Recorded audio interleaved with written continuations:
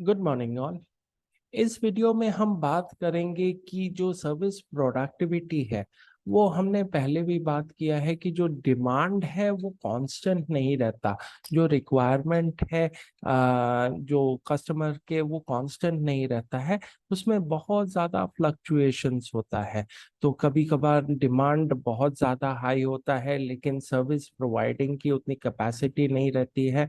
उल्टा भी होता है। सर्विस प्रोवाइडर बहुत समय खाली बैठा रहता है लेकिन उसके पास कोई डिमांड नहीं होता है। तो ये किस तरीके से हैम्पर करता है सर्विस प्रोडक्टिविटी को, ये हम इस वीडियो में देखेंगे। तो सबसे पहले हमें जानना है कि ये प्रोडक्टिव कैपेसिटी क्या है। प्रोडक्टिव कैपेसिटी वो चीज है जो कई तरह के फॉर्म्स में सर्विसेज में होता है। जैसे फिजिकल फैसिलिटी क्या प्रोवाइड किया जा रहा है कस्टमर को, वो देखा जाता है। कि एक अगर मैं रेस्टोरेंट बिजनेस की बात करूं तो कितने चेयर्स हैं, कितने टेबल हैं जो कि कस्टमर को सर्विस प्रोवाइड करने के लिए इस्तेमाल किया जा रहा है। उनकी संख्या कितनी है, जिससे ये पता चलता है कि कितने कस्टमर्स को ये वहां से सर्विस किया जा सकता है। नेक्स्ट इज कितने कैपेसिटी है स्टोरिंग या प्रोसेसिंग फूड की।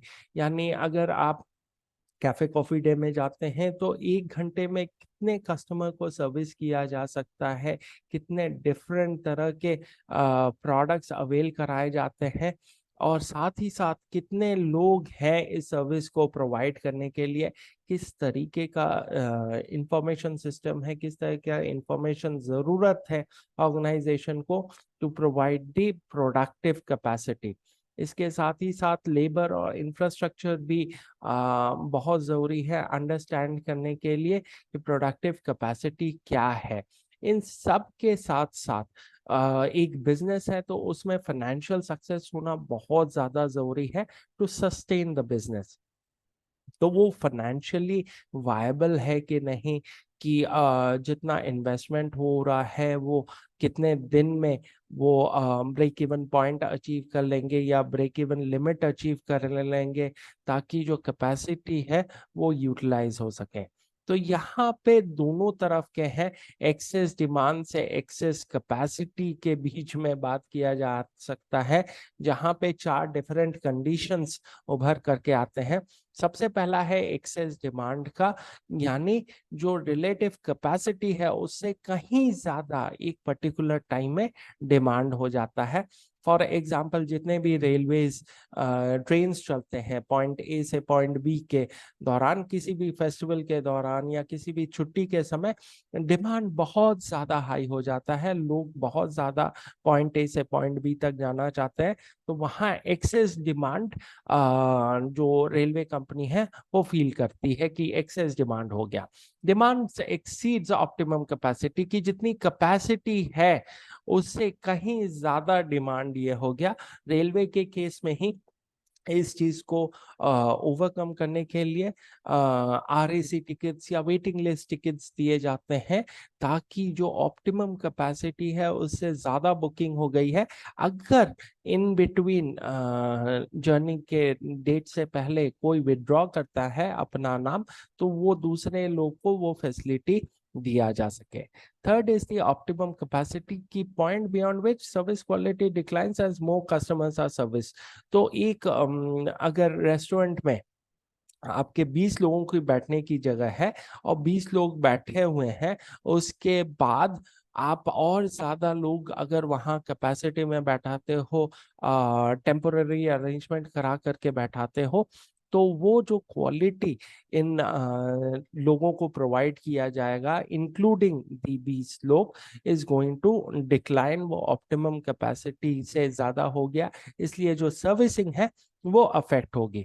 और एक्सेस कैपेसिटी की too much capacity relative to demand at a given time, की कैपेसिटी बहुत ज्यादा है और डिमांड उतना नहीं है।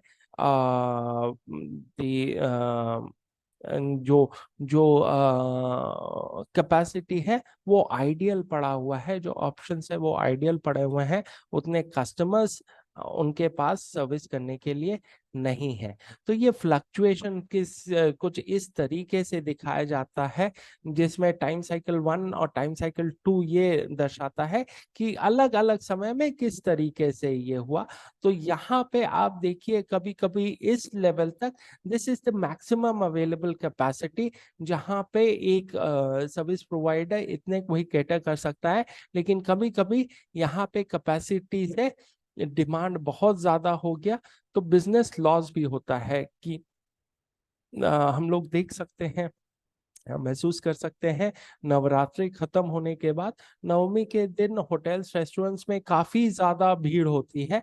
तो अगर एक रेस्टोरेंट में बहुत ज्यादा भीड़ है तो लोग क्या करते हैं, दूसरे रेस्टोरेंट में मूव आउट हो जाते हैं। तो जो पहला रेस्टोरेंट है उसके लिए तो बिजनेस लॉस ही हुआ।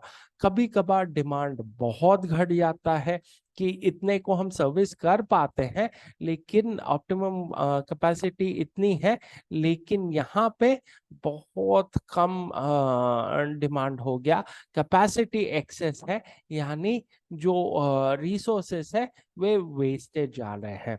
तो ये जो पोर्शन है ये ऑप्टिमम कैपेसिटी का है।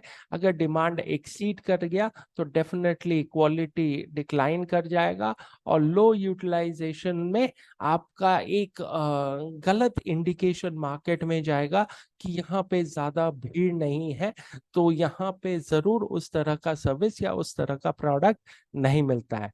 तो as a consumer, as a customer, हम भी देखते हैं कि किस होटल में अच्छी खासी रिव्यूज है, अच्छे खासे लोग बैठ करके खाना खा रहे हैं, ताकि हमें ये एक आइडिया रहे। हम अगर नए जगहों पे जाते हैं तो हम ये कोशिश करते हैं कि उन रेस्टोरेंट्स या उन होटल्स को अवेल करें जहां कस्टमर की तादाद ज्यादा है, ये सोच करके कि वहां पे हमें अच्छी चीजें मिलेंगी। नेक्स्ट इज इस प्रॉब्लम को कैसे एड्रेस किया जा सकता है। तो इसके मेनली दो अप्रोचेस है।